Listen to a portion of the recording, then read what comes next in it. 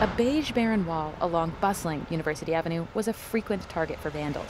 The vast facade of the treasure trove shop was a ripe canvas for graffiti, frustrating both the owner and community members. So they took charge. The space is now occupied by swirls of cerulean, mint, and rose paint depicting the sea at sunset. Carlos Quezada helped arrange an artist to conduct the work after hearing businesses complain about the frequent tagging. This wall was hit about once a week, and it's been over a month that it hasn't been touched, so we're really proud of that. The mural is a product of donated time, space, and resources, and involved nearby school children who were invited to pick up a brush. Co-organizer and resident Edwin Lohr says the project was well received. Someone even painted a small thank you on the mural's wall. And people love it. They love it. Oh, you know, the business, can we do one down there? Can we do one over here? So I think it really is catching on. They've organized 2 other illustrations as part of hashtag The Avenue Mural Project and are planning more this summer. One hiccup is funding and resources. In the meantime, they want to tap into the mural momentum and drive community empowerment forward.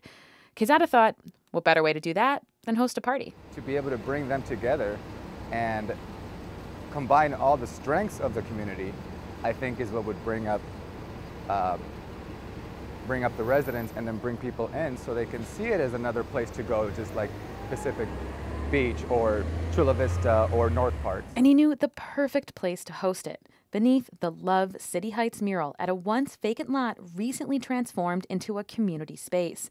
The June 24th event will feature musical acts, artwork, a literary performance, and raffles. It will connect residents with scores of community resources, and there'll be an award to whoever posts the most mural pics on social media. The goal is to celebrate City Heights, but Quezada says it goes deeper than that. A lot of people don't know what's here and are afraid because of the stigma. So we're really trying to break that stigma and bring people into the community. Volunteer Brittany Woodard, who rounds out the organizing trio, says uniting the neighborhood can help. There's so much that we, the people, can come together and do for each other. And it really takes a village in order to make a community run. Similar ideas have worked in other neighborhoods in the U.S. Jason Roberts is from the Oak Cliff community in Dallas. It's always been considered kind of the bad part of town. That's Roberts at an independent TED Talk a few years ago. He, too, wanted to create a community space similar to the grand public squares with fountains and cafes that he saw during a European vacation. And I brought some friends together and I said, you know, let's do a giant art show inside. He found an unused, rundown venue, racked up charges on his credit card for materials, and expected about 100 people to show up to an interactive art show.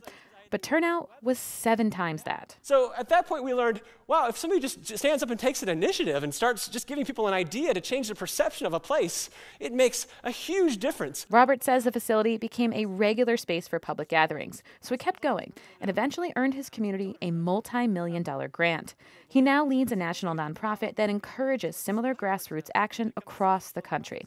Quezada's idea doesn't stem from Roberts. He hadn't ever heard of him, but their hearts are in the same place. I just think that when things need to be done, somebody needs to do them. Quezada wants the block party to be a monthly or at least annual event, but his role in its future is uncertain. The custodian is one of the casualties of the San Diego Unified layoffs and won't know if the next job he gets will allow so much time for volunteering. Taryn Mento, KPBS News.